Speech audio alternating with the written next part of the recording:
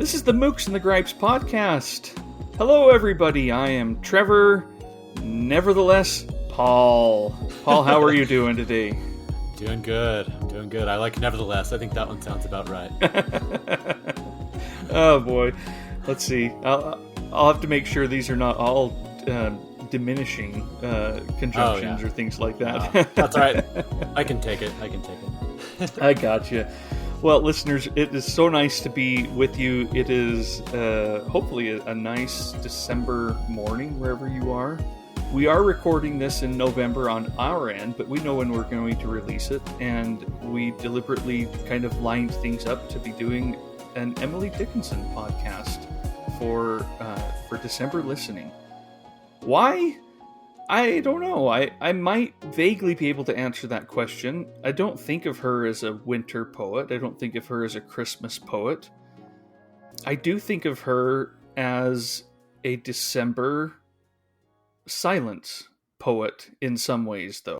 Some of her poems just kind of have that feel to me, and not anything specific. None of the poems I'm going to talk about today are certainly December centric, but there's a slight but also vague and sometimes mysterious religion in her poetry. Mm-hmm. There's nature. There is a reflective aspect to it, sometimes even a bit of a sense of that. You know, if you walk outside on a bright December morning when there's no sound, that sometimes feels right to me for Emily Dickinson. It could be that this is the time of year when we often studied her in school when I was younger, and that's why she's a December-ish kind of poet for me. So I'm excited to talk about Emily Dickinson today. But before we get there, how are you doing, Paul, and what are you reading? I'm doing well. Yeah, I'm looking forward to today's conversation as well. But yeah, right now I am reading. I think I told you in a previous episode that I was involved in this group read for the Levant trilogy with Olivia Manning, or by Olivia Manning. And kind of joked because Kim McNeil roped me into it after we had done the Balkan trilogy last year. And, like I said, I was joking because I am more than happy to do it. And I have just once again been loving dipping back into Manning's work. She's just so good. I've talked about her, so I won't go into too much detail, but it's just so nice to be back, spending some time with Guy and Harriet Pringle, even though Guy drives me nuts most of the time when I'm reading about him. But, in this time around there in Egypt. And I just wanted to touch on one of the things I've noticed reading this, this second trilogy is just how good Manning is at capturing not only the major historical events that are going on, but she does it through the lens of these personal impacts. And part of the way she does that so well is her excellent descriptions. She's just so good, whether it's nature or people, at describing these scenes. So I had a couple here that I was just going to touch on. So there's one where one of the characters is standing on a rooftop and she's looking out over Egypt. And so it says, conscious of daring, she stood by the rail and looked toward Giza, half expecting to see the defeated army wandering in past Mina House. But there was no army. She saw nothing but the pyramids that were visible only in early morning and at sunset, looking as small as the little metal pyramids that were used as pencil sharpeners. The morning was so still, it did not relate to war. The traffic had not started up, and she could hear, from 100 yards below her, the bell of a camel and the slap of the camel driver's bare feet. She moved round the roof, astonished by the extent and clarity of the view in this early sunlight. Soon the town would be hidden under heat, but now she could see the small houses washing, like a sea of curdled foam, up to the cliff face of the Makatam Hills. Above them, Muhammad Ali's alabaster mosque, uniquely white in the sand-colored city, sat with minarets pricked like a fat, white, watchful cat. So, I don't know, that part just really struck me. Everything going on around her, she expects to see an army come down the road at any minute, but right now there's just this peaceful moment. And I especially like the line, the morning was so still, it did not relate to war. Just, I don't know, something about that just really stopped me in my tracks. And then just a couple of quick descriptions she had about people. So there's one, and this one's a little more humorous. She says, a very subdued Hassan put down Gibbon's soup, and Gibbon bent to it, his nose just above the plate. It was a very large nose, the cheeks falling back so sharply that from the front, Gibbon's face looked all nose. His mouth was small, and his weak, pinkish eyes seemed colorless behind brass-rimmed glasses. And so I kind of like that. It just sounded like almost like a Dickens character, with all nose, and you just see him slurping up his soup. And then one more, just this other character, she says, he was, she thought, like some heavy object, a suitcase or parcel, an impediment that his friends put down when they wanted to cut and run. So just a couple of little bits there, but overall, it's just been so nice to revisit these characters and these settings. So yeah, I thought I'd touch on that. And then the other thing real quickly that I'm reading, I am keeping my promise to myself and probably to nobody else who cares, but I did start Don Quixote a couple hundred pages in. Oh man. Oh, wow. It's so readable. Like I kind of hate that word, but I've been amazed at how my wife had told me that it's kind of a page turner, and I, not that I didn't believe her, but yeah, I've been surprised. Just, it goes relatively short chapters, and each one is like this little event, this little, sometimes funny, sometimes it's a battle, whatever, but it keeps you reading. It's very interesting to see. And I had always had this idea in my head that I know it's divided into basically two books that came out, 5 years apart. And I'd always had the idea that maybe the second book was not as highly regarded, but I've been happy to hear from several people that they actually prefer the second book and think it's even stronger. So that makes me excited as I head into, my potential holiday reading that we talked about, that it won't be like a letdown in the second book or anything. So anyway, that's what I've been reading. It's been a nice balance to kind of jump back and forth between those two. Nice. I don't know very much about Don Quixote. I mean, the general things, Yeah. uh, Pancho, Sanchez, and is it Mm-hmm. Sanchez? Anyway, Mm-hmm. and the windmills, and to dream the impossible dream, which I'm sure you've got going through your head every time you sit down to read, right? Those lyrics. Exactly. Singing it to myself. Straight from the pages, Mm-hmm.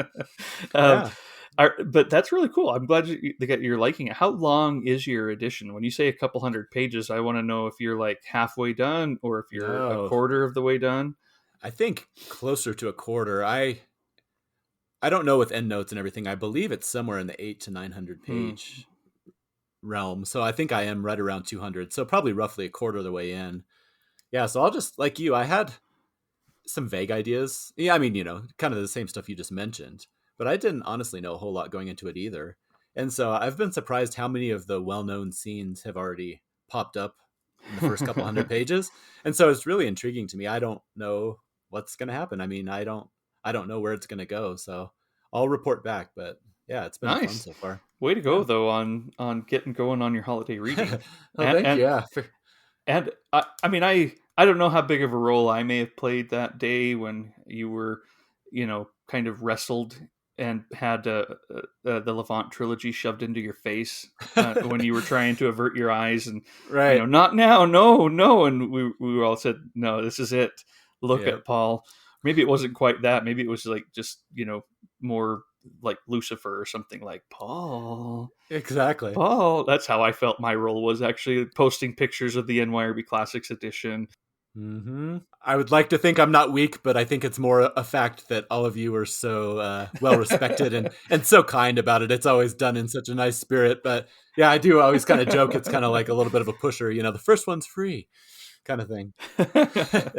But I think it's cool that you're able to do both, and that sounds like you're enjoying both of them. I am, and I don't necessarily always read a couple books at the same time, but it's been actually really nice because I think Kim, she's so organized. She has this nice like 18 to 20 page schedule for the Levant trilogy that she printed out. And so when I did the Balkan trilogy with her, I kind of joked because I was cheating. I read way ahead. With this one, I've been good and I've been sticking to her schedule, and it's made it actually really easy to kind of skip back and forth. I'll just sit down in one reading, it's only 15, 18 pages and read the Levant trilogy. And then later in the night or whatever, I can kind of dip into Don Quixote. So yeah, it's worked out nicely. So. That's what I've been doing with my Books of Betterment list, is so that it never becomes something where I'm like, well, I'll read that later, which is what it was when I first made it. I read a book and then I read, a bunch of other things and never get back to it. So I said, 20, 25 minutes a day. and I might read more, and I might choose to just read that one for a while, but it allows me to read other things and still make progress. And yeah, it's manageable in my mind. I don't put things down as often and leave them Yeah. unfinished. But I think that flexibility you just mentioned is the key part of it. If you decide you want to read more, like I don't think it should be kind of some prescriptive thing, at least for the way my mind works. I would start to think of that more as an assignment. But yeah, like you said, if you want hmm to read a little less one day and a little more the next or whatever. So, and I yeah, know Adam Moody, who we both talked to quite a bit on Twitter, did that with Proust, where he broke it down. I don't remember exactly how many pages or minutes he did per day, but I know he felt like that really worked well for him on something like Proust, where he could kind of sit there and digest for a little while afterwards and break it into, bite-sized chunks or however you want to say it. So yeah, it has yeah. been an interesting way to do it. But yeah, what have you been reading these days? All right, so we probably should have started with me. Mine are kind of well, one's a rehash of yours. I started Matrix by Lauren Oh, nice. Groff this last week, and I maybe get where you're coming from. Like, it feels quite different from her usual fare, and yet the writing's there and the intrigue. But I am not far enough that I have the first clue where this is going. I've gotten maybe 50, 60 pages under my belt. And it's not a long book, but it's still super introductory. Yeah. to, she's gotten to the convent. She has met with some people trying to understand personalities, and that's about it. So I don't know what intrigue is coming. I don't have any idea. Yeah. But that's one. And then the other one, I'm going back to Old Faithful here. I decided to start Mistborn Era 2 by Brandon Sanderson. It starts with a book called The Alloy of Law. Mm. So get this. Here's another one of these little tangent Brandon Sanderson things. He never intended to write this book or the three books that follow it. So this Mistborn Era 2 is 4 books long. He just finished his drafts on book 4. So that'll be coming out next fall, and he'll have 4 books in this particular period. He never intended to write them. Mistborn Era 2 was always a thing in his head, but it was going to be kind of set in a 1980s technology for his fantasy world. This one takes place more in like the turn of the century, Mm. almost Wild West setting of his Mistborn world. The first one feels somewhat London Dickensian, but also medieval. That first Mistborn trilogy. This one's a Western, so it's really fun how he takes these different settings for his world and for the development of what's going on in his bigger stories. Wow. But he never intended to write it. He was writing the Wheel of Time books and wanted a little bit of a diversion, so he thought he'd write a short story about these characters in this one. Lo and behold, turned into a novel, which lo and behold then developed into a whole trilogy that follows Wow. it, that he's just finishing next year, and then he'll move on to some other things. So that's the way he works, just accidental novels. Oh, and with books 2 and 3, so this is book 1, The Alloy of Law. Books 2 and 3, because he finally buckled down and said, I'm doing the Wheel of Time dedicated, and he had his own books, other series that he's working on. When he went back to start writing book 2, he realized, I may need to write book 3 as well so that this all works, and because I'm having a bit of a hard time here. So when he came out and said, hey, book 2's coming out. Oh, and book 3's ready Oh, too. jeez. So he came out with them in pretty close succession for readers. That's why he's pretty popular, among people that just want to lap it Yeah. up like me. That's impressive. And somewhere George R. Martin is like gritting his teeth. Are you kidding me? Do you want to try your hand at finalizing my sequence Seriously. here? You did a good job with Robert Jordan. Yeah. You seem to be doing a good job with yours. He's got Here you he's go. got the money. Martin's got the money. Maybe he should like hire him as the ghostwriter and just like get that monkey off his back. Yeah. Wow. But yeah, it's been fun. It's just it's a lark, Mhm. It's just a fun Western. But he is peppering in. I mean, it was intended as a short story, and so it's not even as big and long as his usual novels. But he's peppering in the things that keep me going, that are connected to the other worlds and all of that, like I've mentioned to you before. And it's, man, I don't know, it's Sounds fun. like it. It keeps me up late at night. Yeah. Well, that's what reading should be. I mean, that kind of puts the fun back into it. Of Yeah. you probably don't have the flashlight under the covers, or maybe you do, but I like that whole idea of just sneak in some Yeah. time like we've talked about. Yep, it is. It's a lot of fun to have that going on. They're just very. We've talked about this maybe a little bit. There are various pleasures with reading and with books. They, I feel like sometimes when we get into a personality or a way we like to read, we lock ourselves into a certain type of joy with reading. Oh, it kind of has to be deep, or even. And I get these. Even the writing has to be superb. Right. Well, I don't know. There are different things authors do well and different ways to enjoy them, and sometimes a good lark is a pretty valid way to spend some Yeah, time. for sure.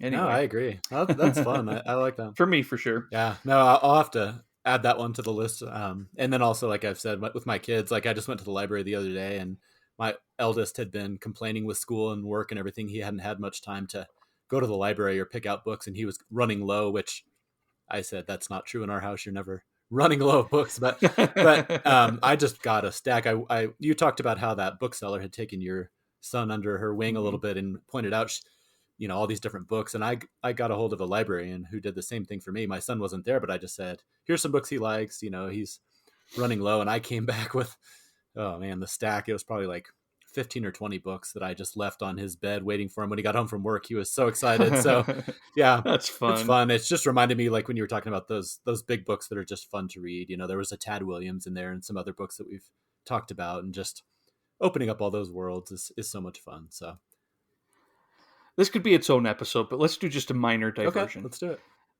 Holiday book shopping for your Mm, kids. Do you do we that? do.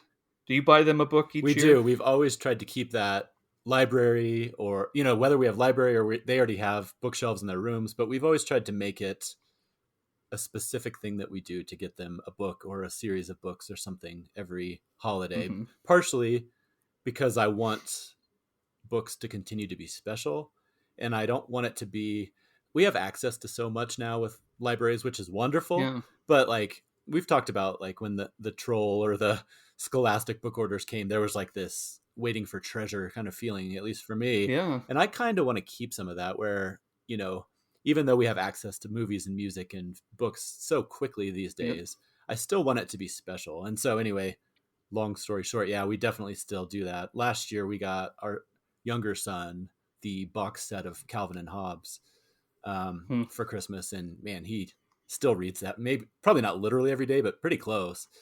And Yeah. so yeah, absolutely, we still do that. How about you guys? Yes, we usually try to get maybe a family box set Mm-hmm. or something like that. I think last year I bought the Lord of the Rings and the oh, what's the kid's name? The kind of evil genius, Artemis Fowl. That's it. We bought that box Mm-hmm. set, at least what was available. I think there's a few that weren't in it still, and we'll often do something like that because, frankly, my kids are hard to purchase books for. They're sometimes resistant for things that we get for Right. them. Even if we think they're going to like them, sometimes they don't start, or I don't know, maybe they feel pressure to like them, and so they don't start. I don't know. Maybe we messed something up years ago. It's deep seated into their psychology now, and it'll never be the same.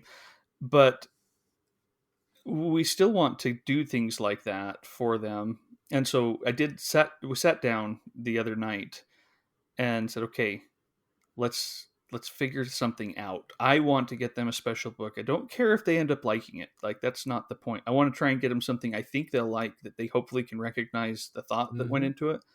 But uh, I'm pretty excited about the books we got. One of them, I got a box set of those Lee Bardugo Smoke and Bone books. Mm-hmm. The Smoke and Bone. I haven't read it. I don't know, but it seems perfect for him. Nice. I think he'll be excited about the set.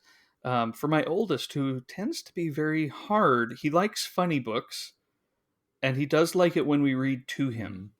Mm-hmm. Like, he loved the Wayside School books, and that's something we would catch him sitting down and reading. But otherwise, he doesn't read very often. He might read for 5 minutes before bed if he has a book. But it struck me that he could probably do some Terry Pratchett and Ooh, Discworld, that's and so we bought him Mort, nice. the first book on the Grim Reaper, on death. And I'm really hopeful that opens up some things for him. I mean, he's a good reader. He likes it, and he likes the stories. I just have a hard time knowing exactly what to get him Right. next. We'll go to the library a lot and get books, and we'll bring them home, and they'll sit unread, and we take them back. And um, I don't know how to deal with that. No. Then the youngest one, we got him a couple of funny books. I can't remember the names, and our third one is also pretty tricky. He likes puzzles, he likes mysteries, he likes science and space and all of that.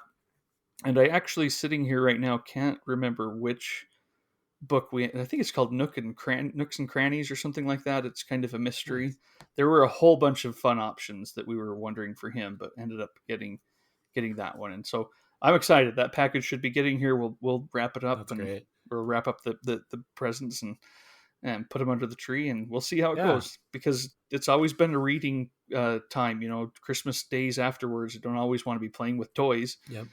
or video games or anything like that. I want to sit down and read by the tree or something Yeah. like No, that. I'm with you. And one thing I'm sure you've noticed this, I definitely have, is sometimes you'll have those books, like you said, that you get them and maybe they don't hit it off right away.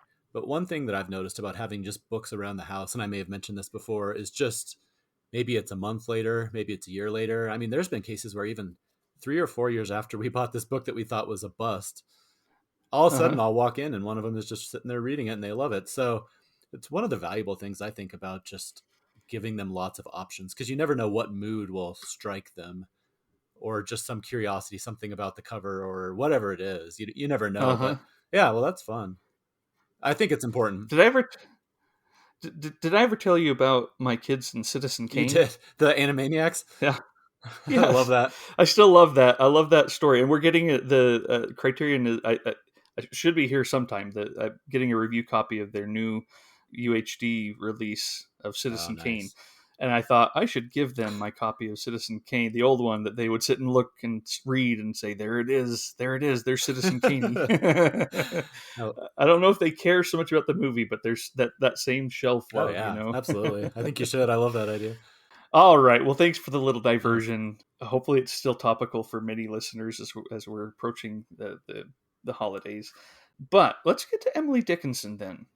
And again, neither one of us would ever want to suggest for even a second that we are experts in Emily Dickinson, or I would say even that we are, let's just put it this way, knowledgeable in any deep way about Emily Dickinson's life, biography, even about her poetry. I mean, we've both read a lot of her stuff. I've read it a few times in my life.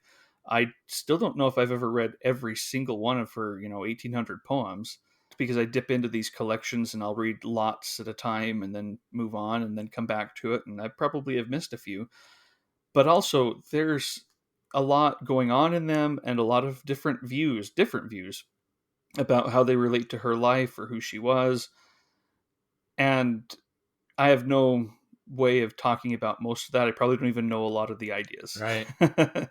So we're kind of here today, and I hope listeners will be on board to talk about what her poetry means to us, where we are at in our lives, where we are at with our experience with her poetry. Not as, hey, listeners, here is a poet we love and think you all should read. Here's why. Here's where she's strong. Here's where she's not. Here's no, we're not going to be able to do that. But I think we've still got a lot to say, because I think her poetry is so rich that you can be someone who simply stumbles upon it Yeah. and falls into a beautiful world, a complicated world, a haunting world, maybe a hopeful world at the end of it all. And your life is enriched, whether you know about the person and all the circumstances of writing these or not. Now, clearly, some of her biography is very interesting. We'll probably, mention the bits that stand out to us a little bit, but mostly this is about, like I said, our experience with her and where we are right now. And I hope we keep going to some extent or another, even though we're recording this episode and our homework in a way is done, but hopefully our relationship with her is not, and we'll be able to keep on going. So I just kind of wanted to mention that as we get into it, because I don't want people to be disappointed or have high expectations coming here and thinking, oh, this is how I'm going to pass my Emily Dickinson exam, or these guys are going to talk about it and I can write my thesis on this now. Don't do No, please that. don't do that. I sometimes worry because I get a ton of students writing me about Alice Munro, and I'm like, do you guys know who I am? Yeah. No. Just because I've written a lot of stuff about her doesn't mean that any of it is right, Right. or that there's any authority behind it. But yeah, similar with Emily Dickinson here. But what has been your general experience with her? I think you mentioned, because I'm the one who suggested her, that you might be a little wary because you felt like you didn't really have a good grasp on her through your life, or you hadn't really delved in ever before. It's more something you wanted to Yeah, do. exactly. And I think she's on your bucket list, She right? is. Did we check off a bucket We list to an did, to an extent? extent, for sure. Yeah, Awesome. no, I think it was during our Cormac McCarthy episode where you had talked about how, episodes ending in a 5 are going to touch on a specific author. And I Mm-hmm. think one of the things you had said in that introduction was basically there will be times where both of us will be, pretty well versed in an author. There will be times where one of us is pretty well versed in an author, and there'll be times where neither one of us really know and we just want to explore. And in this particular case, I definitely think, at least in my case, I am coming into this pretty fresh, despite being, a lifelong reader and an English major. I didn't really have hardly any background at all with Dickinson, surprisingly. I had read a few of her poems in classes over the years, of course, and And on titles of yeah, books. absolutely. Well, that's the thing, is she's everywhere. I mean, she's such a cultural icon, and not all of it accurately, but like she's one of those people that you can't live in the world and not at least be aware of her. And so I think other than that, though, I mean, I really did not have a lot of background. I had heard a few of the famous poems and read through them in class and everything, but I've really enjoyed this just from the fact of coming into it. We've talked about how reading is a journey. For me with Dickinson, I mean, it was like basically first step in, follow the yellow brick road and see where it takes you. So we can talk a little bit more about our experiences over the past month or so reading this. But yeah, as far as a general introduction, I was about as new and as much of a novice as you could possibly be. So I would say if there's any listeners out there who are in the same boat, who haven't, even really read her before, don't know where to start, I'm right there with you. And based on my experience, I would say, go for it, because it's been wonderful. Well, good. And my experience really isn't that much deeper, I don't think. I did read her in high school. And the reason why it stands out to me so much is, first off, those were like thunderclasp days, just those were good times in class. I really enjoyed Emily Dickinson's poems, but I think we spent a day, Mm-hmm. maybe two, on her poetry. So what did we read? Maybe the 5 or 6 of the main ones. And the reason it really stands out to me, as I was saying a second ago, this was the only American woman writer that I ever read in class, and that was an American literature class. The only Wow. one. I know we never read any other ones. I didn't read Sarah Orne Jewett. I did not read Edith Wharton. I didn't read Willa Cather. I didn't read any number of other American women authors in that class, and it's a shame. I loved the class, but talk about, here's a mind that's ready to open up and who's told these are the best books. What do you start to assume about women authors Right. and such? So I am glad that she was in it, but I think about this all the time. That was several decades ago now, in high school.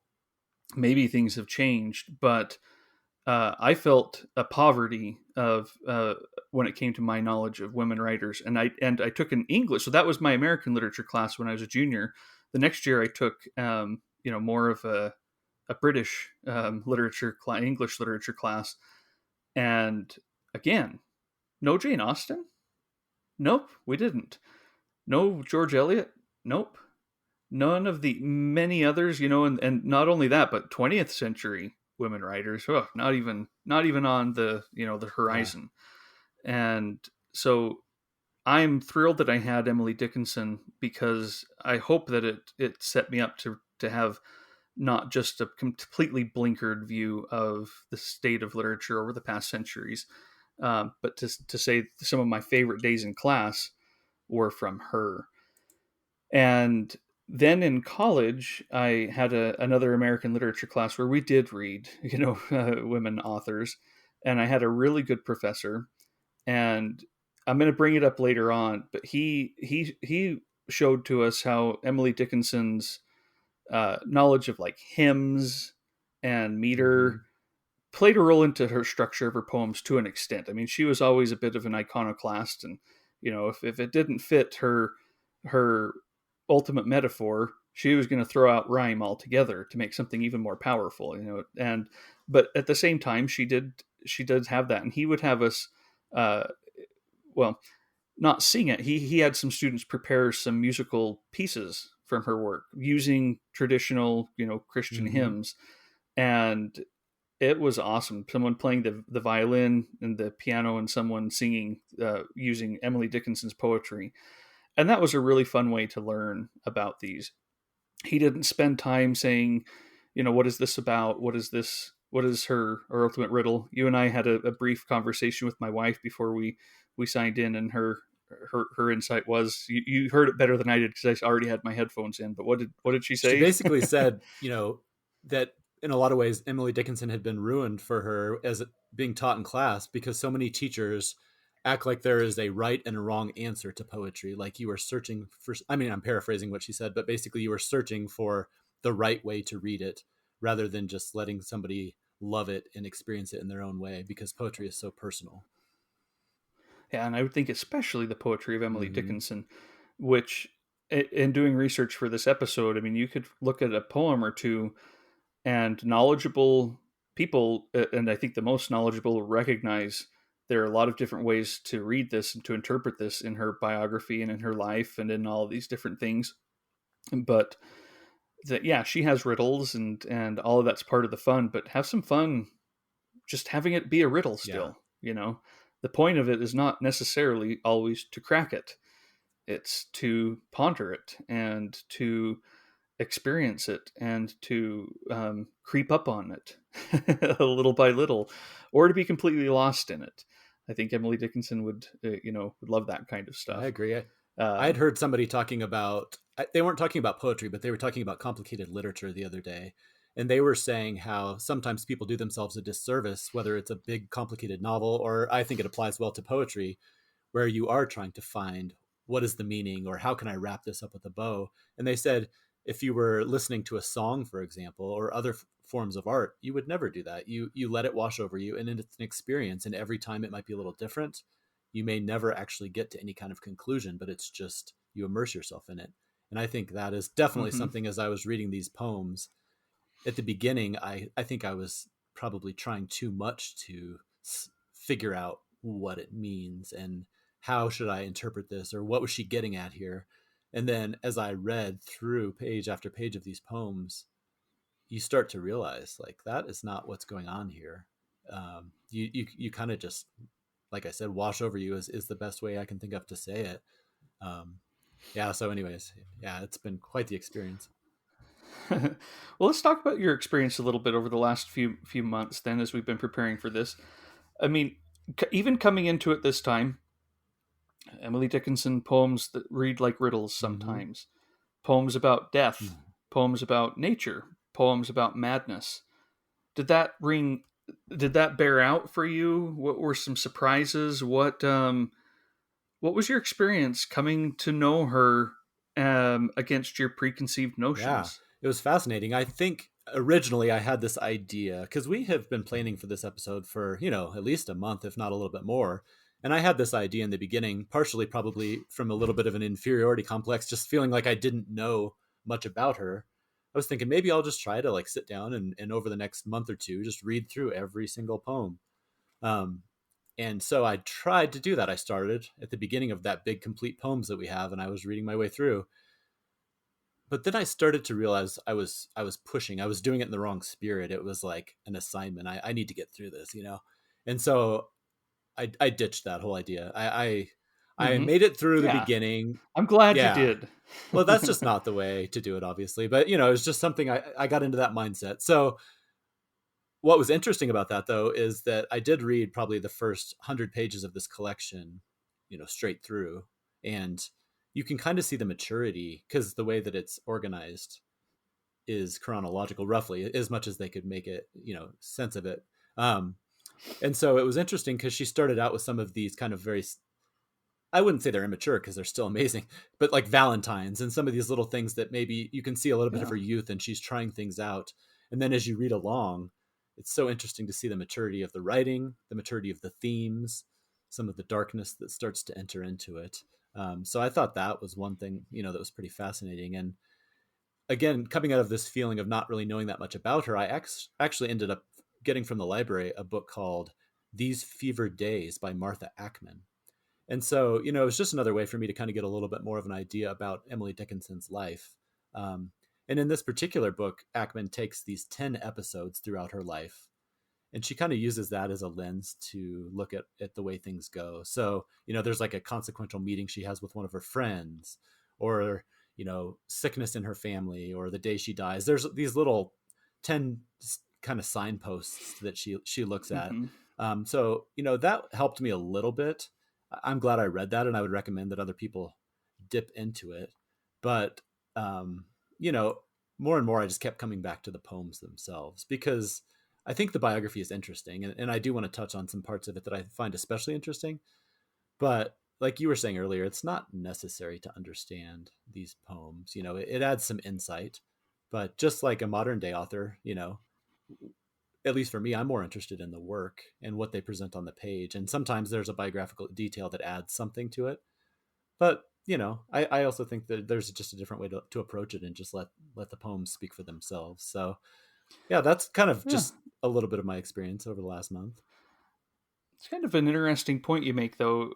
As authors recede into the past, we tend to really valorize or at least dig into their biography for understanding. But I'm sure it's out there, but I know nothing about Mary Oliver and her biography. Right. But I've read a lot of her books and adore them. Louise Gluck, I, I don't know, she won the Nobel Yeah. Prize. I'm sure that didn't, play a big role in my enjoyment of her poetry because I'd read it a lot before that. But even afterwards, yeah, that's a good point. Maybe in a a few decades, that will be a central part of learning about their work. Right. But you certainly can just enjoy it without knowing. And a lot of people didn't know anything about Emily Dickinson. She had died before her poems were published.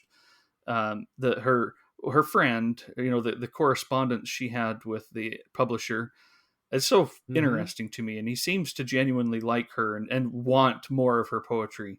He just doesn't have the first clue what to do with Yeah. it, and so he never publishes it until that after she dies, it comes out through help of her family and such. But some part of her seems a little disappointed, another part of her seems to recognize this is simply superior. Right.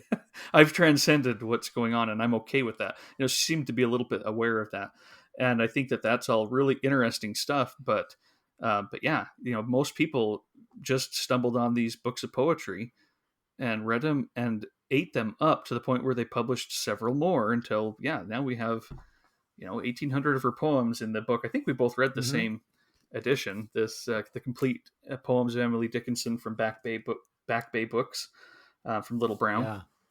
Yeah. That's a really good. I really liked this way it's set I up, did and I too. found it very And I like useful. the introduction where it talks about a little bit about their decisions, like because over the years there's been so many Mm-hmm. different versions of these poems, and even the ones that were published, the few that were published in her lifetime, and even after her death, there were some revisions made to like the dashes that she put in, or the line breaks, or different things like that. And I like at the beginning of this particular edition that they explain how these were, not created, but how why they chose the versions they did and how they organized them and all of that. So yeah, it was a great resource. And Mm-hmm.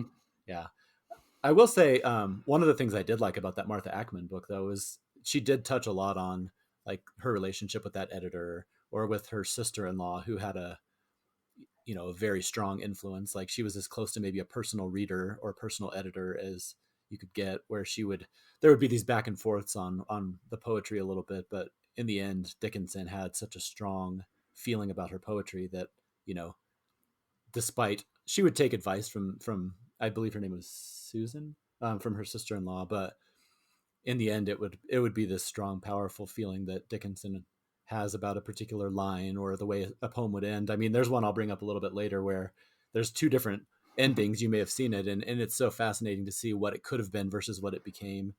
So yeah, I mean, Mm-hmm. it's definitely, there is value to the biography. I'm not trying to say there isn't. And for somebody who's a fan, books like this are very valuable. But I do think sometimes it's so easy to get caught up in the mythos and all of these things that you find that you miss the point of what's on the page. And start playing even politics with someone who didn't know our world. Right. And I see that sometimes with the exegesis of her Mm-hmm. work. Um, well, we did late in the hour yesterday tweet out some requests from listeners from friends on Twitter and Instagram and whatnot. What are some of your favorite Emily Dickinson poems? What are some of your favorite Emily Dickinson memories or things like that? That you'd be happy with the sharing. So we're gonna pepper in to our conversation today some of these so that it's not just you and I talking. Before I do that, was there anything else you wanted to talk about in our general work up to this point? I think I'm ready to get to the poetry as you've told us.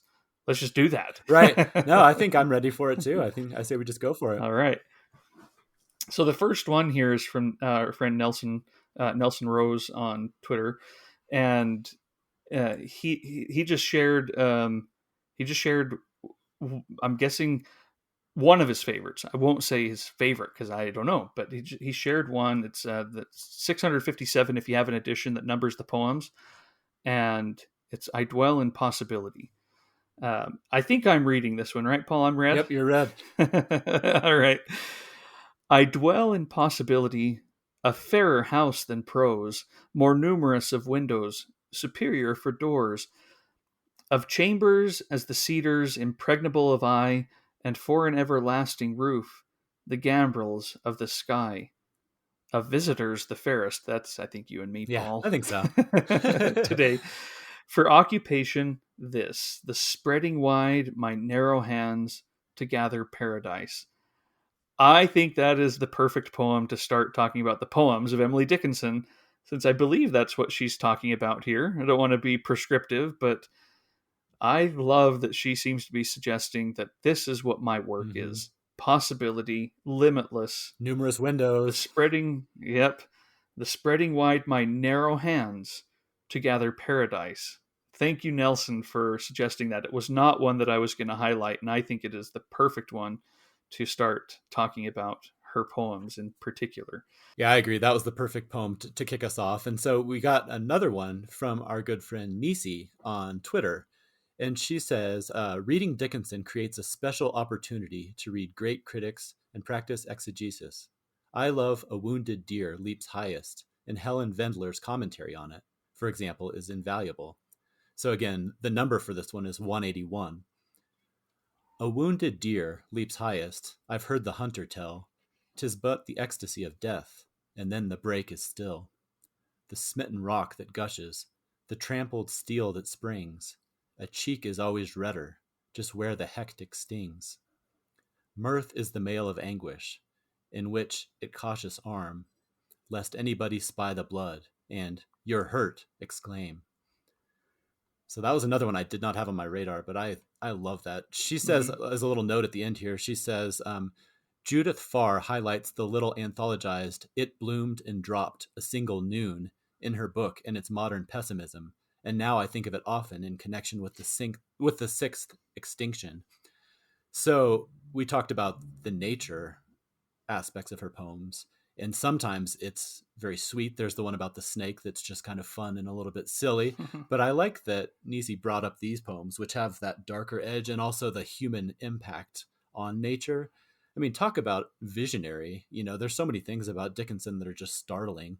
But the fact that she was looking at nature already and pointing out some of these things, it's so powerful and amazing that she was already thinking of that. So Nisi, I don't know, we can maybe include some of these links in the show notes that she shared with me about some of the different analysis Yeah. that she has gone back to. But I really appreciate her doing that because obviously she spent a lot of time thinking about Dickinson. And that's kind of what I'm enjoying about this is hearing different people who are at different stages in their relationship with her. So I look Mm-hmm. forward to kind of digging into some of that as well. Yeah, and she sent us pictures of the commentary from Helen Mm-hmm. Vendler. Thanks so much for doing that. That was fascinating to read. Exactly what I was in the mood Yeah. for. after reading the poem. So Absolutely. I I appreciate might that. just jump in real fast. There's a section. I don't want to read too much from that book that I mentioned, The Fever Days, but there's a Hmm. section where she talks about Dickinson and nature. And I'll just read this part really quickly. It says, perhaps most revealing was her description of how it felt to write a poem. Nature, she said, was an inspiration. The impulse to create occurred to her on walks, when the sight of a tree or an angle of light would suddenly seize her. At that moment, she simply had to transform what she saw into words, she said, and the urge affected her physically. Quote, a sudden light on orchards or a new fashion in the wind troubled my attention, she explained. A palsy here. The verses just relieve. At those moments, something took hold of her violently. My little force explodes, she told Higginson, and leaves me bared and charred. I thought, wow, powerful. Like, my little force explodes and leaves me bared and charred. Like, just the power of that. And after just having read that book, that poem that Nisi submitted, I thought that was the perfect time to read that because you could just feel the power of it and the emotion of dealing with nature. So, Hmm. Well, I think here in a second we'll get to some of our choices and keep peppering these in. But some folks also sent us in just some special little memories. They didn't necessarily highlight a poem, and this one is from Susan Pigman, and she says one of my happiest literary visit memories is of visiting her home in Amherst years ago. Don't know how it is now, but in those days the tour guide took you right into her bedroom where you could look out at a view that was pretty much unchanged from her time. Her letters are as original and surprisingly truthful as anything else she wrote. And then here's a quote: a letter always feels to me like immortality because it is the mind alone without corporeal friend. And then she says, look forward to hearing your thoughts. So thanks, Susan. That's a lot of fun I've never been to Amherst, but definitely this would be a destination on my me stop. too. And that ties right into one more comment we got from our friend on Twitter, Pettipaw, Petipaw. And she says, for my 21st birthday, my mom took me to Amherst to visit Emily Dickinson's house. It was such a thrill. At the homestead, I was stunned to find out that all her original furniture and belongings were actually kept at Lamont Library in Cambridge, Mass., where I was living. So that's so cool. Like, I've never been to that part of the country at all. But boy, talk about a bucket list. I would love to be able to visit that someday.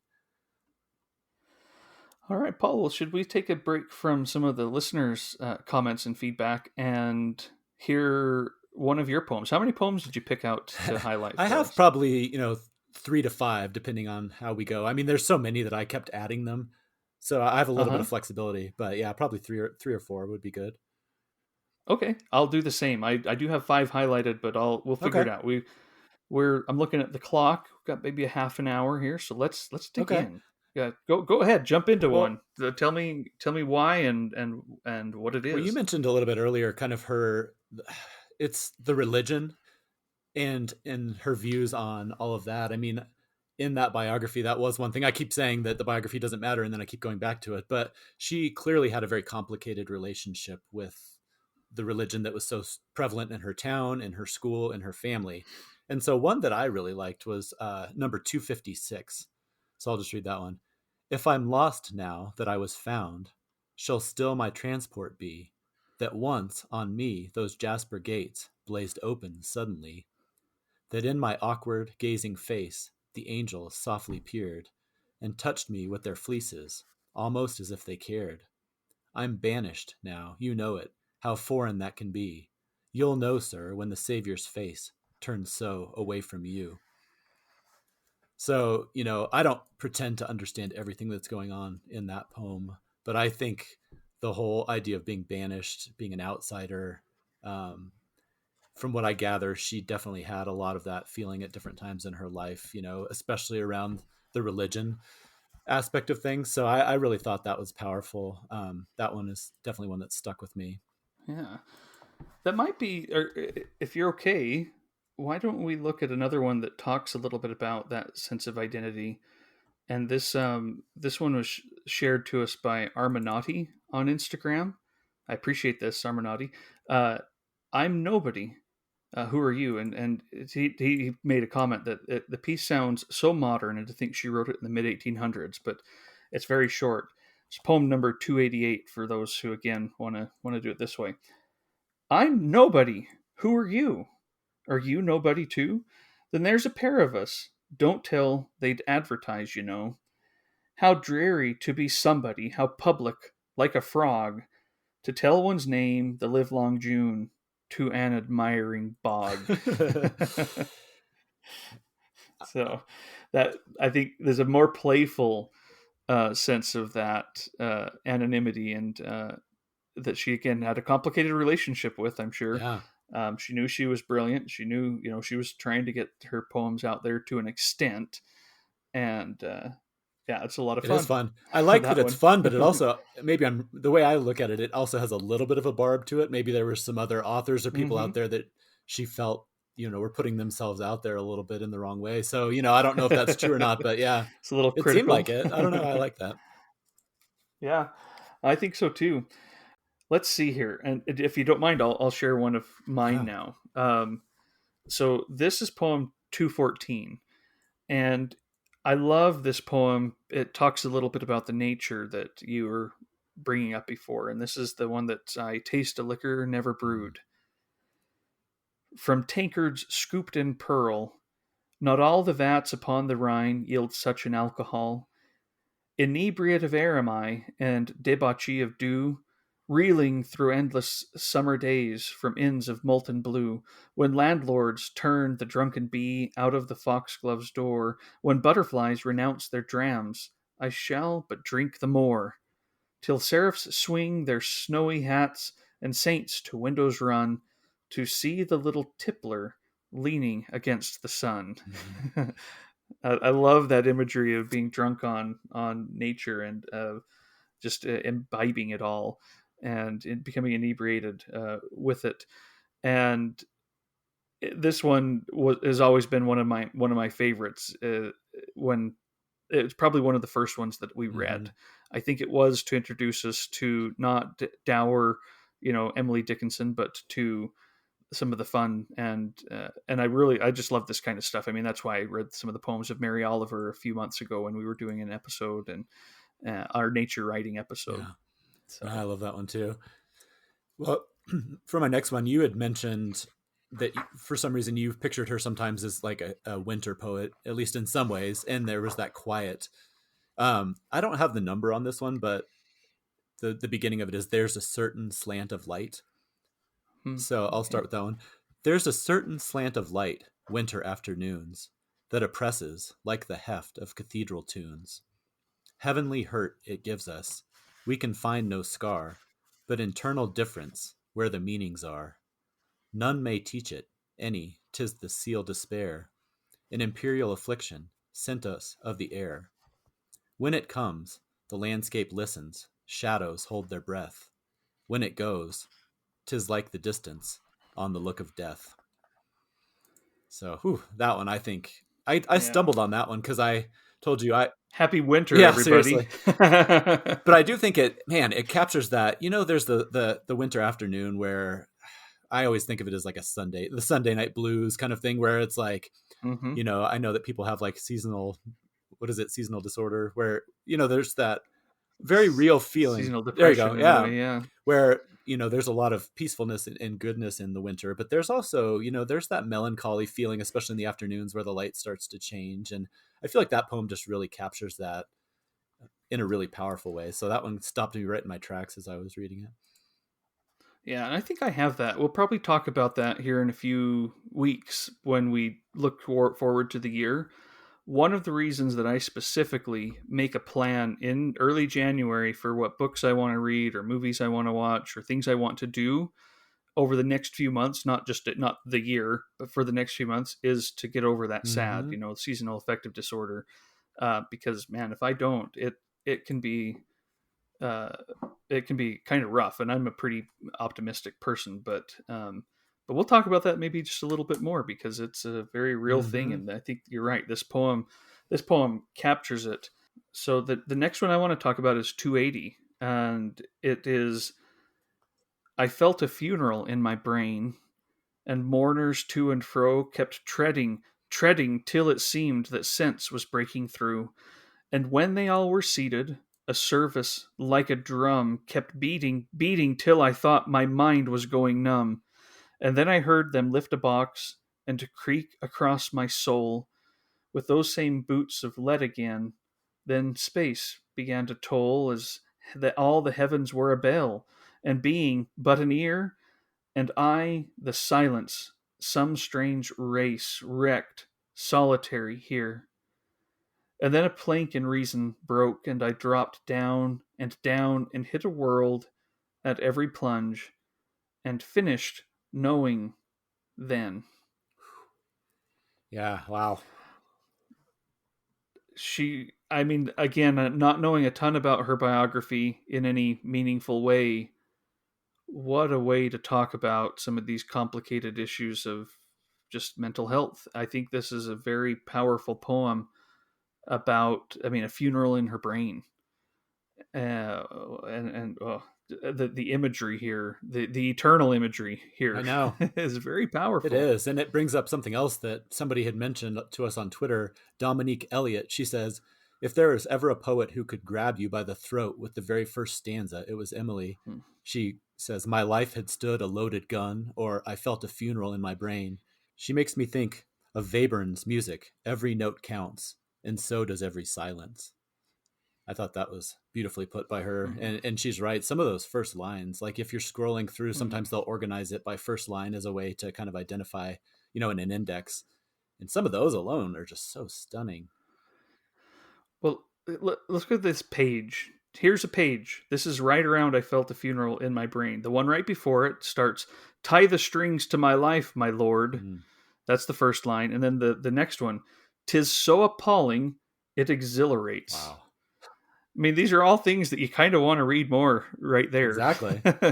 I mean, maybe not quite as powerful as My Life was a Loaded Gun or I Felt the Funeral in My Brain, but nevertheless, I mean, I think there's, I mean, yeah, she never titled her poems, and so we refer to them by either a number. Then there are various numbers. I mean, we're reading the ones that are in this, the complete poems of Emily Dickinson, and I can't remember which method it is. I mean, there are a few different ways of numbering these, Yeah. but they're also known by their first Yeah. lines. I felt the funeral in my brain, or hope is a thing with feathers. I mean, these are things that we remember because the first lines are so Mm-hmm. powerful. They set you up. Yeah, they really do. Well, I mean, we're talking a lot about nature because that just tends to be one of the areas that I'm drawn to, I know. But one of the things that really has fascinated me in learning more about her is her role as an observer of the world. Because, I know that some of the whole recluse thing has been a little bit mythologized over time, and it's not quite to the extent that people have made it out to be. But there's no denying that she lived most of her life in a very small space. She didn't travel a lot. She spent a lot of her time in that room looking out that window. And I think it appeals to that whole idea. I don't know if you remember on the Robert McFarlane discussion we had during our nature writing, but I've been really fascinated with people who focus on one small space or find magic, like in one little spot in their backyard, for example. And so I think she also really appeals to me in that regard, her ability to sit in this room and focus not only on the whole world, but sometimes she would draw in and look at a specific area. So there was one poem I found, which I believe is number 359. It's called A Bird Came Down the Walk. And this is just kind of a fun one, but it kind of sums up that whole idea of her sitting at her window and just looking out and observing the world. So a bird came down the walk. He did not know I saw. He bit an angleworm in halves and ate the fellow raw. And then he drank a dew from a convenient grass, and then hopped sideways to the wall to let a beetle pass. He glanced with rapid eyes that hurried all abroad. They looked like frightened beads, I thought. He stirred his velvet head.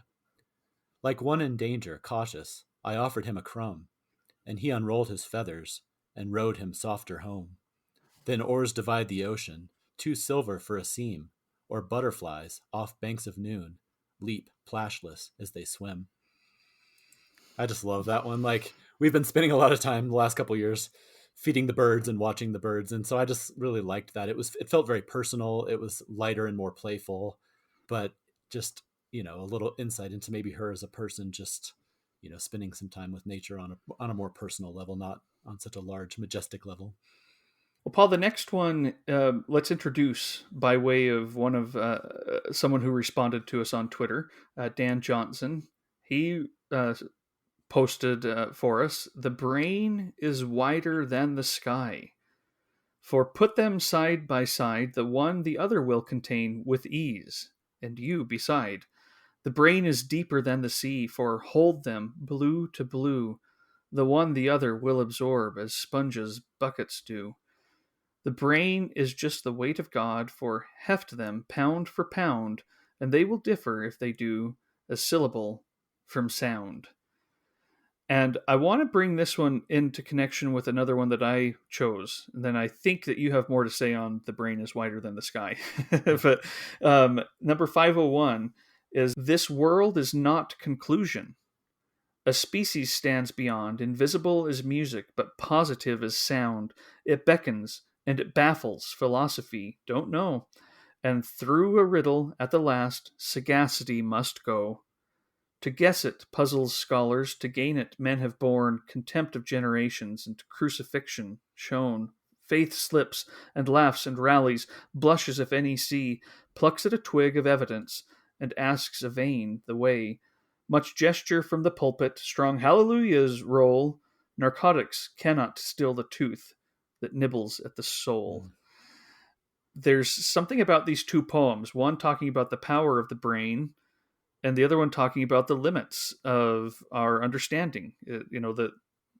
What we can actually grasp of what this world is. It kind of reminds me of Hamlet, where there's more this world than thy philosophies can imagine. I'm botching that quote, but basically, there's a lot more going on than we could ever believe in. And yet, at the same time, the brain is such a powerful thing and can encapsulate so much more than what its small space should. Yeah. Anyway, what are some of your thoughts on No, I agree. Or on that? I think anyway, both of them together, especially, I'm glad you combined them because they show a really interesting dissonance that I think comes up again and again within her poetry. And again, not to dwell on her bio too much, but like having read that, she struggled throughout her life with just what do I believe, what don't I believe, and all of that. And I think it just makes it a really fascinating journey as you read through her poems. You can almost see her struggling in real time with just these ideas and, putting them out there. And it's probably something most people deal with. Like you said, there's so much science and reality, and our brains can do so much, but there's so much we don't know. So, yeah, I think it's kind of what we were talking about earlier with that whole idea of just like with poems, you kind of have to let life wash over you sometimes and just admit there are things you just do not know. And it's uncomfortable and you spend a lot of time thinking about it. And what is the quote in that poem? You just said something about the tooth. Yeah. Narcotics cannot steal the tooth that nibbles at the soul. I mean, that right there, to me, that's it. That's amazing. Well, I have one more that I want to talk about, and I'll save it for a little bit. I think we have a few more listeners that gave us some suggestions, and also not sure where you're at on your particular list, Paul. Yeah, I mean, I think I can leave you to read another poem, but what I might do here is one of the listeners, our good friend Chris Wolak, who is a co-host of one of my favorite podcasts, which is the Book Cougars. I imagine a lot of our readers or a lot of our listeners are familiar, but if not, you should check them out. It's a wonderful podcast. But I've heard her speak about Emily Dickinson, several different times on their show. And so I reached out to her just to see if she would want to share any thoughts. And she sent this wonderful response, which I'm going to read in full because I think it's really good. So she says, I think one of the reasons Emily Dickinson is a poet that I return to again and again is that I studied her intensely for a semester in graduate school a long time ago. And it was my first experience with seeing the reception of a writer over time, how different generations interpreted her according to the poetic and gender expectations of their time and place, or whatever theory they were pushing. To see her presented as everything from a reclusive virgin in white to a raging radical feminist and everything in between was a big eye-opener for me, both in literary studies and life in general. Her poems are just so deeply emotional, and by that I mean full of complex, messy, piercing feelings, whether painful or joyful. Even after reading some of her poems hundreds of times, they can still jolt me or give me goosebumps. Sometimes a new interpretation of a poem will pop into my head, and other poems I still do not get. My experience of her poetry is in no way unique, and I think it is this aliveness of her poems that keeps her poetry in both the academic and public eye. And of course, her life is a fascinating mystery as well. I've joked that my favorite Emily Dickinson poem is the last one I read, but there are several that I go back to often. Some lines are embedded in me. The poem that has had the most impact in my life is Because I Could Not Stop for Death. So I'll read that one here. Because I could not stop for death, he kindly stopped for me. The carriage held but just ourselves and immortality. We slowly drove. He knew no haste, and I had put away my labor and my leisure too, for his civility. We passed the school where children strove at recess in the ring. We passed the fields of gazing grain. We passed the setting sun. Or rather, he passed us. The dews drew quivering and chill, for only gossamer my gown, my tippet, only tulle. We paused before a house that seemed a swelling of the ground. The roof was scarcely visible, the cornice in the ground. Since then, 'tis centuries, and yet feels shorter than the day. I first surmised the horse's head were towards eternity. She says, I first read this poem about a year after my father died. I was coming out of the initial shock and numb phase of my grief, and that first line practically seared my brain when I first read it. I truly felt something physical happen inside my head. Those first two lines felt exactly like what happened to my father. He died unexpectedly at 52 in the prime of his life, full of passion and activity, exploring his interests. But death stopped for him when death was ready. This poem has given me a strange solace. Those two lines often pop into my head at the strangest times. So, I think that is just a great view into somebody's personal experiences with these poetry. So thank you so much, Chris, for sending that in. And yeah, I think that sums up a lot of what we've been trying to say very eloquently. Very much so. Thanks, Chris, and thanks for that story too. I have a similar the last poem that I want to talk about is about death and grief, and that strange solace is the way you put it is kind of a perfect encapsulation. She wrote a lot about death, whether her own in a way, or imagining her own death, or dealing with the death of others. I heard a fly buzz when I died. Speaking of great first lines, I love that poem, but it isn't the one I want to talk about. The one that I want to talk about is very short, and it's The Bustle in a House, the morning after death.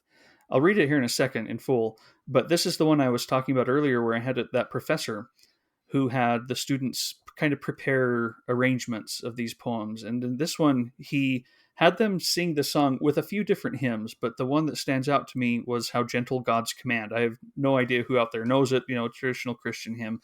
But it's the, da da da da da da da da da da da da.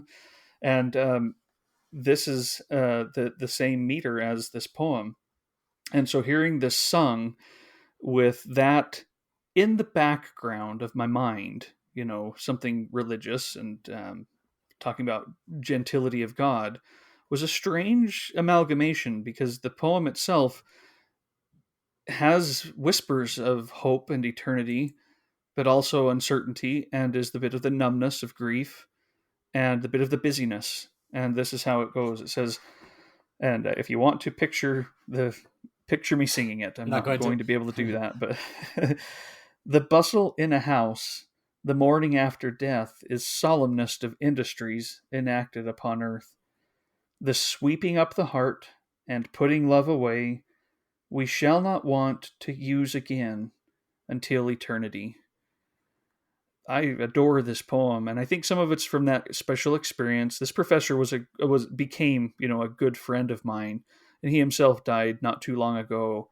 And it's just one of those memories of poetry or of words, kind of piercing me a little bit. I dealt with a lot of grief over the years before I first encountered this. Very very fresh on some of them, and so recognize some of the feelings here, the bustle, the way it's like, holy cow, this is still going on. In fact, we've got things to do in order to deal with this, the funeral and all of that, but also the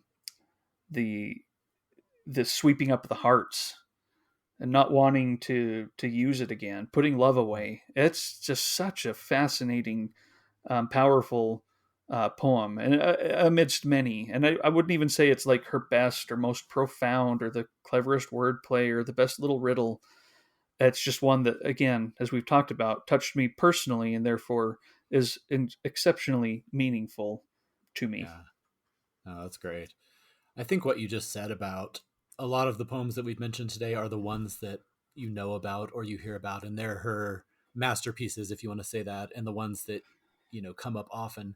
One of the things that you just mentioned that I've enjoyed about this is stumbling onto these other ones that I'm sure at this point, she's well enough known that there's not any like hidden gems that nobody's heard of or probably analyzed. But I've loved, just on my own personal journey through this book, stumbling onto the ones about the afternoon light or the little robin eating the worm in the middle of the path that, like, as far as I know, aren't ones that are well known. And so it's almost like you're discovering these little gems on your own. So that's been really interesting. And just the personal ways that they can hit you that you talked about, and so many of our different listeners have sent in, is just what's so amazing about her. Well, Paul, do you have any others you want to talk about or share?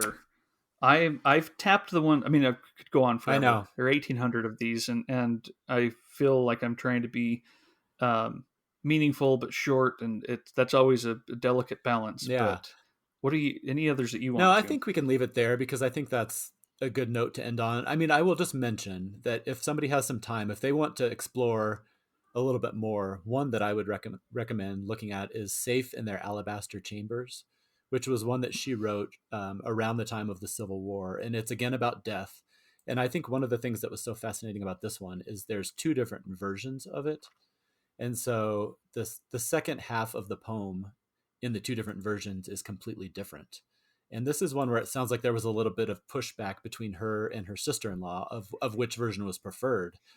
And I like that they have stuck with, as far, not that there's a final version, but it sounds like the version that's listed second in this collection we have is the one that Emily Dickinson preferred. And it's much more mysterious, and it's much more, to me at least, it is very much everything we've been talking about, enigmatic and majestic. So it's the one that ends soundless as dots on a disk of snow. So if anybody wants to just spend a little more time, that might be a good place to kind of to dip in and just start to explore more about the way her mind is so fascinating. And that one, I think, just seeing the difference between those two, there's a should I just go ahead and read it Oh, sure. Let's instead do of just being all cagey about it? it. Okay, so safe in their alabaster chambers, untouched by morning and untouched by noon, sleep the meek members of the resurrection, rafter of satin and roof of stone. So here's where this is the first version of the second half. Light laughs the breeze in her castle above them, babbles the bee in a stolid ear, pipe the sweet birds in ignorant cadence. Ah, what sagacity perished here. And then I'll read the whole second version just so I won't break up the flow. Safe in their alabaster chambers, untouched by morning and untouched by noon, lie the meek members of the resurrection, rafter of satin and roof of stone. Grand go the years, in the crescent above them. Worlds scoop their arcs, and firmaments row, diadems drop, and dodges surrender, soundless as dots on a disk of snow. So, just the idea of these tombs, and in this particular lens, I think it was talking about people who had died during the Civil War, but just seeing the difference between those two, what could have been a still a very powerful but maybe a little bit more of a conventional poem, and then her, it sounds like she edited and rewrote these things constantly throughout her life, and to see where she ended up on that one, to me it just has this very, it's almost like the stars looking down on the earth, and there's like a coldness to it and kind of a mystery that I think is really chilling, but also really powerful. So that was the other one that really, I mean, like I said, I could go on forever, but that one, I would have felt bad if I hadn't at least mentioned that one. I'm glad you did. And I'm glad you read both of them too. There, surely us reading these poems is not the optimal experience for many people. Right. Though I enjoy reading them out loud, and I've enjoyed hearing you read them out loud. but again, it kind of speaks to the let them wash over and then go back to it, Mm-hmm. back again. There's so much to be found within. But Paul, this actually went better than I was hoping it would. I've really enjoyed talking about Emily Dickinson's poetry with you today. Very much so. It just, I don't know. It's exactly well, like I say, it's even better than I hoped it would be. So thanks so much for doing that and for your preparation on it, for your willingness to Oh, indulge absolutely. in my whim a few months ago. It was on a Sunday when I thought we should do Emily Yeah. Dickinson. So I guess just get into that Sabbath state of That's right. mind. No, thank you. I mean, I am so thrilled. I've told you many times in the weeks leading up to this that I was honestly a little intimidated about this particular one just because I've mentioned in the past poetry. I don't always know how to talk about it, or at least I don't feel like I do.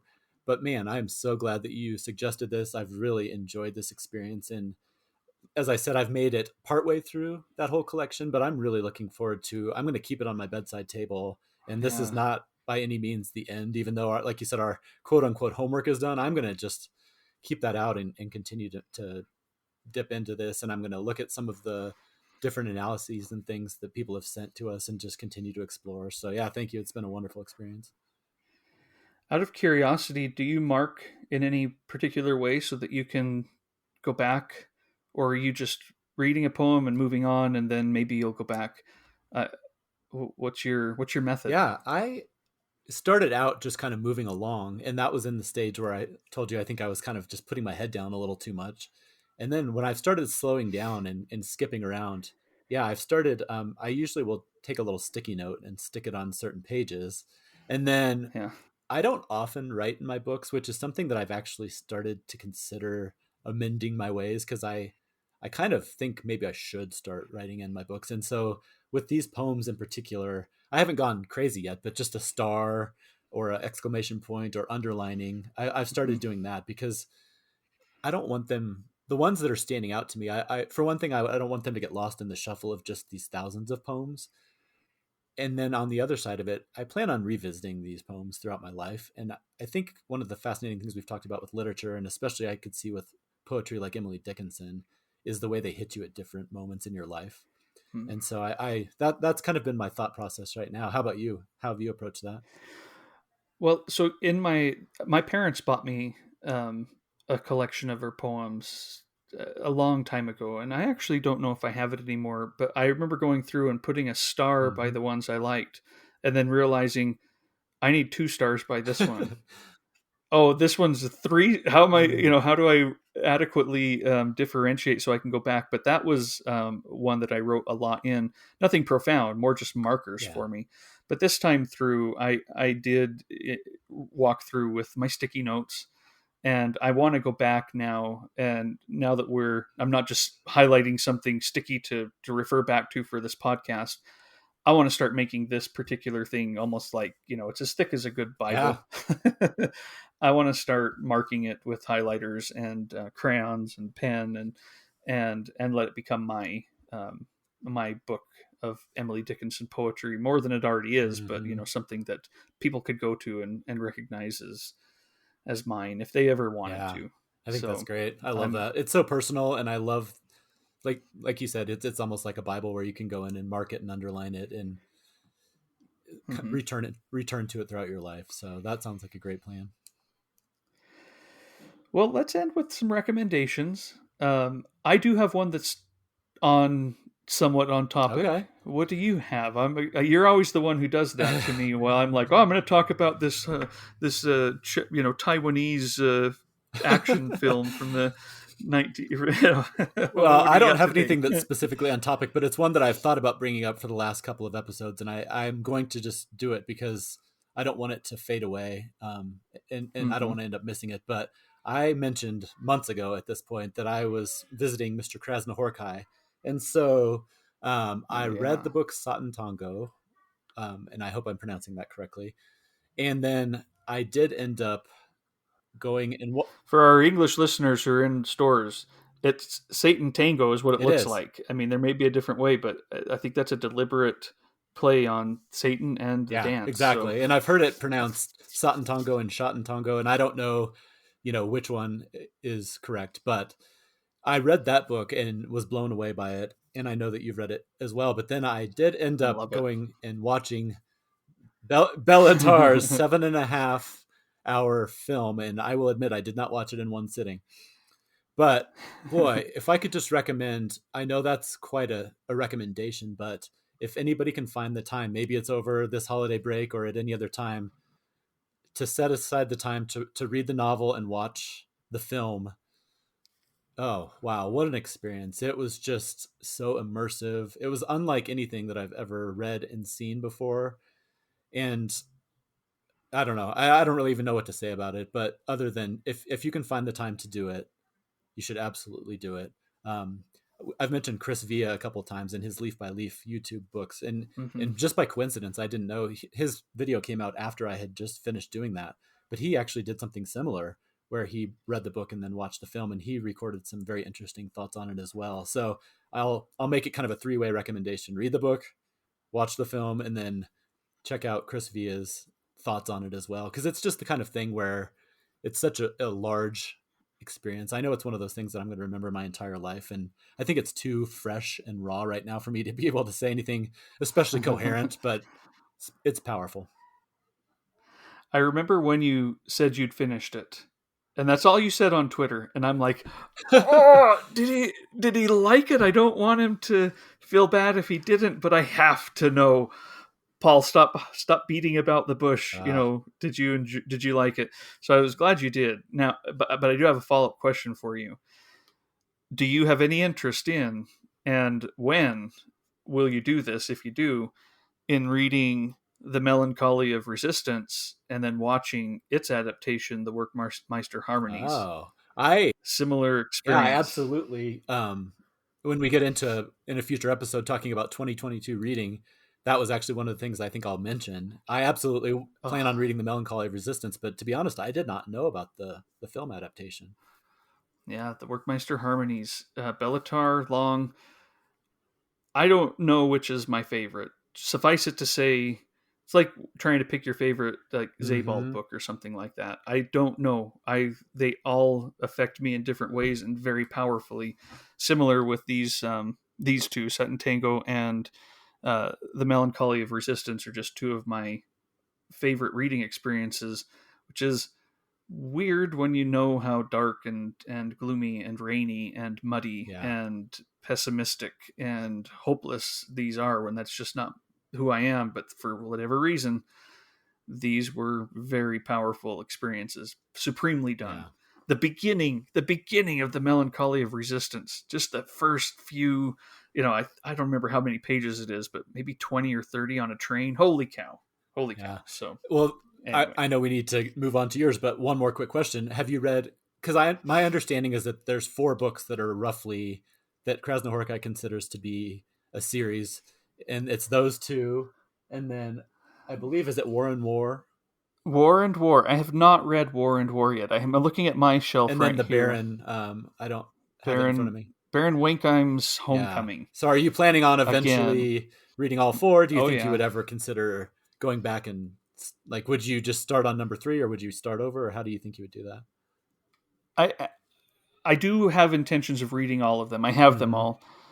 Honestly, my thought right now is I just want to go back and reread Melancholy of Resistance and Sutton Yeah. Tango, because those were such powerful. I don't even care if I never get to read the other ones. I want to do those two Yeah. again.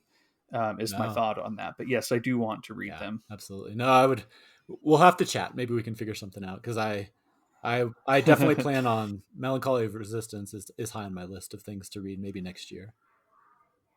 Gotcha. All right. Well, I'll do mine. I'll bring us back a little bit from the gloom of Crush and Yeah, Muddy Horkai, Hungry. and I'll talk about Billy Collins, the poet, um, that I may have mentioned early on in our podcast time together, because it was National Poetry Month when we started recording. And I do love the poetry of Billy Collins, which sometimes can sound really playful and simplistic and strange, but there's something to it as well that I just love. And my favorite of his collections is Picnic Lightning. And the reason that I'll recommend it today is it contains a poem that I feel bad for like part of me thinks, well, that's a little bit risque. Maybe I shouldn't post pictures of it on Twitter, or shouldn't read it to my kids, Right. or but I do love it. It's taking off Emily Dickinson's clothes. This is not safe for work, listeners, just in case. We're going to but, keep our clean rating on iTunes. Yes, I hope so. It does talk about 19th century undergarments. But, first, her tippet made of tulle, easily lifted off her shoulders and laid on the back of a wooden chair, and her bonnet, the bow undone with a light forward pull. Then the long white dress, a more complicated matter with mother-of-pearl buttons down the back, so tiny and numerous that it takes forever before my hands can part the fabric like a swimmer's dividing water and slip inside. You will want to know that she was standing by an open window in an upstairs bedroom, motionless, a little wide-eyed, looking out at the orchard below, the white dress puddled at her feet on the wide board hardwood floor.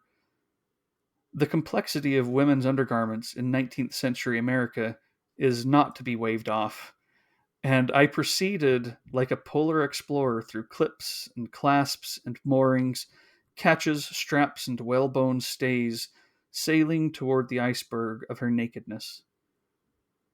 Later, I wrote in a notebook, it was like riding a swan into the night, but of course, I cannot tell you everything. The way she closed her eyes to the orchard, how her hair tumbled free of its pins, how there were sudden dashes whenever we spoke. What I can tell you is it was terribly quiet in Amherst that Sabbath afternoon. Nothing but a carriage passing the house, a fly buzzing in a window pane. So I could plainly hear her inhale when I undid the very top hook and eye fastener of her corset, and I could hear her sigh when finally it was unloosed, the way some readers sigh when they realize that hope has feathers, that reason is a plank, that life is a loaded gun that looks right at you with a yellow eye. Wow. I love that poem. It's playful and at the same time injects some of that sudden burst of emotion of like, well, this is serious all of a sudden, and respectful, and plays with our notion of who she was, the general stereotypes of Emily Dickinson, while I think maybe making her still enigmatic, that we can't fully grasp. But I love that poem. I read it all the time. Beautiful. And I think it also shows, like what we were talking about earlier, just the impact that she continues to have, the amazing cultural impact that she continues to have. And I was thinking about what you said about how hardly any women were included in your courses when you were in high school. That's obviously a travesty, but it also speaks to the power of her work, that there was only one. Yeah. And despite all of these other cultural things and everything else that she was up against, she still broke through, and she was the one that they featured. I mean, that says a lot about her work right there. Yep. Understood where you're coming from with that too. A travesty, but poetry by her, that's what our teacher chose to go over, or the curriculum did. It shows her power, I guess. All right. Well, Paul, thanks again for your time today. Listeners, we hope you've enjoyed this episode.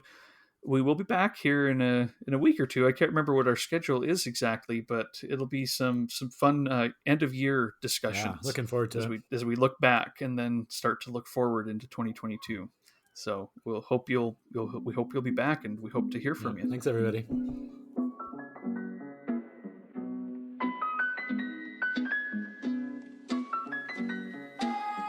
Thank you for listening to this episode of the Mooks and the Gripes podcast.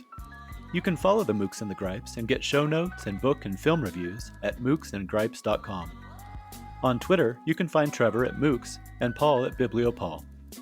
You can also get information about future shows on our Patreon. If you'd like to donate to the show, anything and everything, even $1 a month, helps and is deeply appreciated. You can become a patron at patreon.com/mooks. Until next time.